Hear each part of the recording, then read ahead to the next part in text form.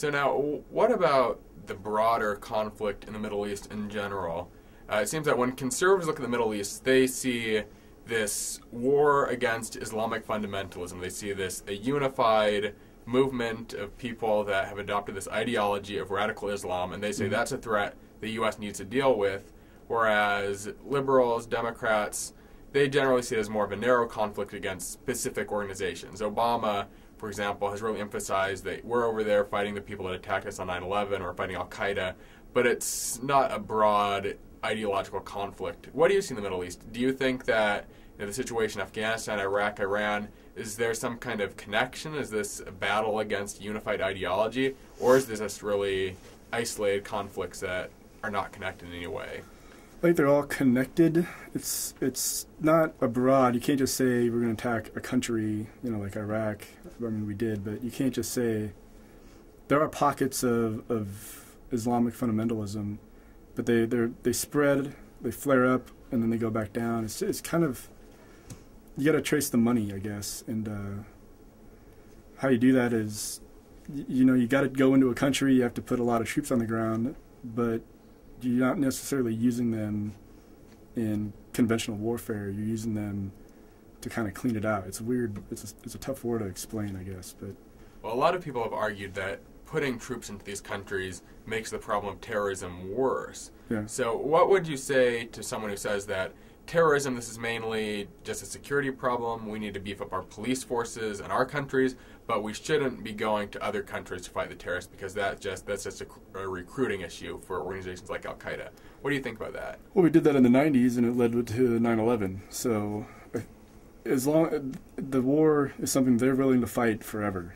It's not going to end until either we run out of oil or, these people have to... The people of these countries need to do it themselves, but for now we kind of have to do it for them. We have to be present. You can't have al-Qaeda working with another government and being free to do whatever they want so that they can organize these attacks. And there hasn't been anything happen in 8 years because they've been focused on us in the Middle East as opposed to, well, we got nothing to do. We can do this plan. I think 9/11 took 3-4 years to plan.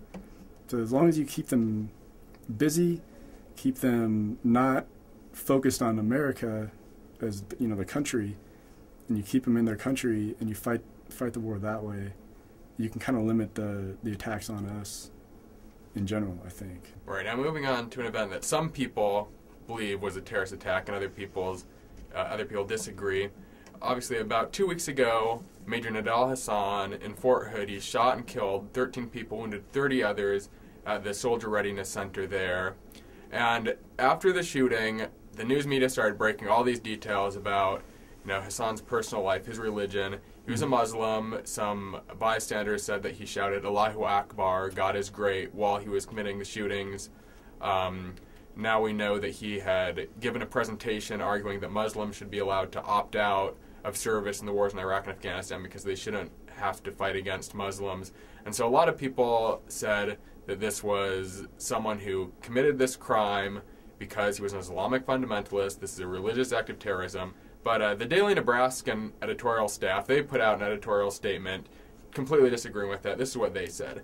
The matter here is not one of terrorism or Islamic extremism, as Senator Joe Lieberman of Connecticut claimed on Fox News Sunday. It is instead a matter of the mindset of the troops who fight, have fought, or will fight in these two foreign wars. It is the matter of the respect we have for veterans, our bravest brothers and sisters. The mistreatment of veterans in our national hospital speaks ill of our ability to care for those who deserve it most. So, was the Fort Hood shooting really just a sign of the deeper problems we have in the treatment of veterans, or was it an act of terrorism? It wasn't an act of terrorism as in al-Qaeda, sanctioned it necessarily and planned this out and executed the attack. But it's not necessarily a troop morale problem. I don't see it as that. Before I got out of the military, we had classes after classes of getting ready for civilian life. Anybody who wanted to talk to a psychiatrist was able to talk to a psychiatrist. Just classes and classes on this stuff, and I've never been mistreated as a veteran. I've never felt like any doors were closed to me, I had, I saw the VA I can contact if I need to. I have, I can call people, I have brochures and phone numbers and everything. So I don't think veterans are necessarily mistreated as they are, or as they were like with Vietnam or something like that.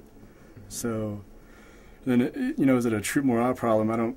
I think he's a very isolated incident. I think, he was motivated by the thought of jihad. I think it was definitely in his mind when he did it. It's not, people act up all the time. There's always, you see people at work, killing people. There's school shootings. So it's an isolated incident. And just what motivated him was Muslim jihad. It's not a broad statement on Islam.